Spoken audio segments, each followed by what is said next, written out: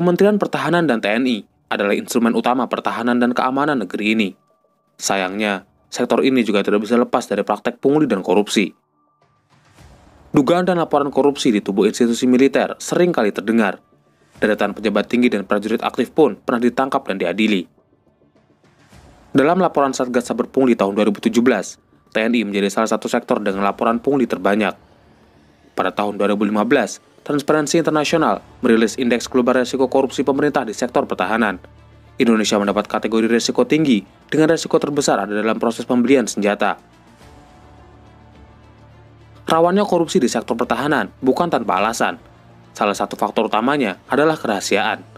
Kerahasiaan dalam militer memang dibutuhkan, tapi hal ini seringkali disalahgunakan untuk menutupi kebusukan korupsi yang dilakukan di tubuh militer. Seringkali anggaran atau proses pembelian tidak diungkap ke publik dengan alasan rahasia nasional, sehingga proses pengawasan dan audit tidak dapat dilakukan.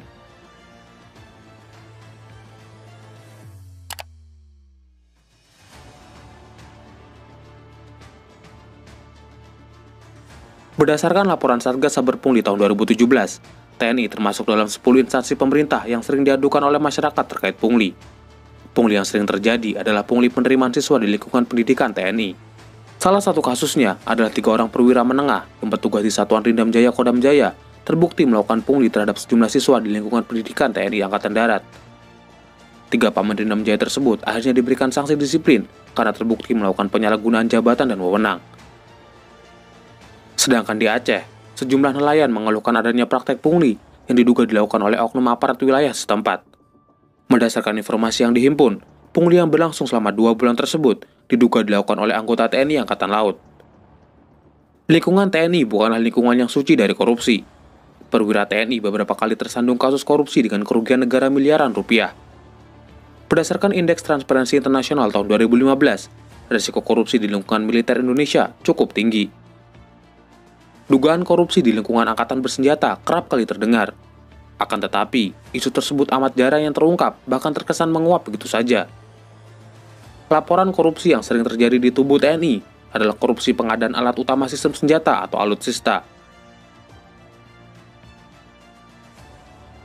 Pada tahun 2011 misalnya, Indonesia Corruption Watch bersama beberapa LSM yang lain melaporkan dugaan penggelembungan harga pembelian pesawat Sukhoi oleh Kementerian Pertahanan. 6 pesawat tempur Sukhoi Su-30 Mk2 diserahkan pemerintah Rusia kepada Kementerian Pertahanan di Lanut Sultan Hasanuddin Makassar. Pesawat Sukhoi dari Rusia diterima secara simbolik oleh Menteri Pertahanan Purnomo Yusgiantoro. Ada 3 kejanggalan utama dalam proses pengadaan alutsista ini, mulai dari mekanisme pembayaran yang menggunakan kredit komersial, penggunaan jasa broker, dan penggelembungan harga.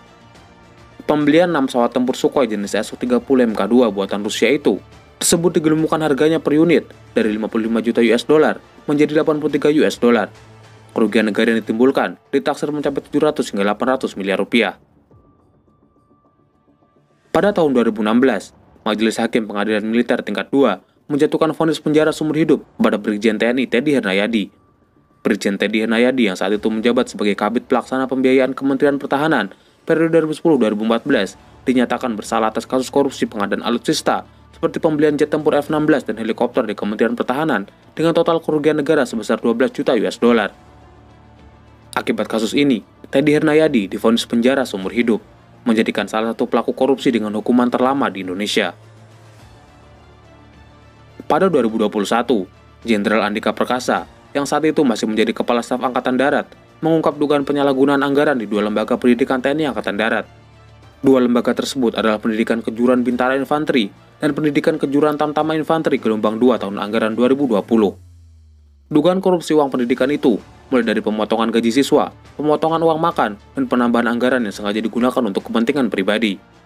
Namun, laporan tim pengawasan dan evaluasi TNI AD tak menyebutkan pihak yang terlibat dan besaran anggaran yang disalahgunakan.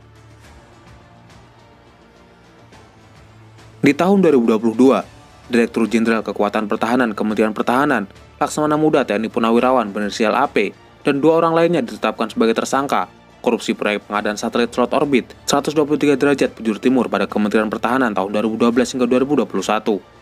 Status perkara dugaan korupsi pengadaan satelit Kemhan dari tahap penyelidikan ke tahap penyidikan. Hingga sejauh ini, Jampitsus Kejagung sudah memeriksa 11 saksi terhadap kasus yang merugikan negara hampir 1 triliun rupiah itu. Ketiganya diduga melanggar aturan dalam hal pengadaan satelit hingga memicu kerugian negara lebih dari 500 miliar rupiah.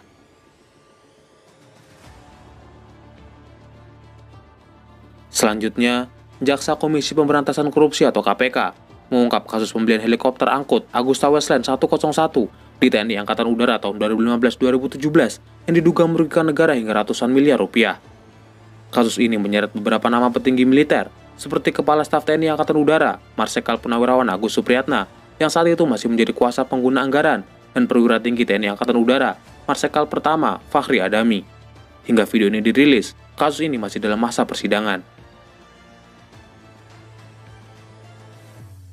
Kejaksaan Agung atau Kejagung menetapkan 2 tersangka dalam kasus dugaan korupsi dana tabungan wajib perumahan Angkatan Darat tahun 2013-2020. Brigjen Yus Adi Kamarullah dan Niputu Purnamasari didakwa dalam kasus korupsi tabungan wajib perumahan Angkatan Darat periode 2013-2020. Brigjen Yus Adi diduga mengeluarkan dana 127 miliar rupiah dari rekening TWPAD ke rekening pribadinya. Kemudian, dia mentransfer uang tersebut ke rekening Niputu Purnamasari dengan dalih pengadaan kafling perumahan bagi prajurit TNI Angkatan Darat. Namun, uang itu digunakan untuk kepentingan pribadi. Kasus ini juga menyeret nama Kolonel Purnawirawan Ikori Wahyudi selaku Kepala Badan Pengelola Tabungan Wajib Perumahan Angkatan Darat. Rahasia militer kerap kali menjadi ganjalan bagi pengungkapan kasus korupsi di dalam korps angkatan bersenjata. Proses pemberantasan korupsi di lingkaran TNI seringkali tersendat karena berbenturan dengan sumpah prajurit yang harus menjaga rahasia dan mematuhi atasan. Pengungkapan kasus korupsi di tubuh militer memang kerap terbentur alasan kerahasiaan, khususnya berkaitan dengan pengadaan alutsista. Pembelian alutsista memang dirahasiakan jumlah dan jenisnya setiap tahun. Sayangnya, kondisi ini rentan menimbulkan praktik korupsi. Minimnya pengawasan dan transparansi pengadaan alutsista menimbulkan celah bagi pejabat nakal yang ingin menguntungkan dirinya sendiri. Mantan Panglima TNI, Jenderal Purnawirawan Muldoko, pernah mengungkapkan bahwa kasus pengadaan senjata adalah kasus yang tidak dapat dibuka ke publik. Ia bahkan menyebut jika KPK sampai mendatangi TNI, maka hal itu berarti menjadikan TNI sebagai organisasi yang tidak terhormat.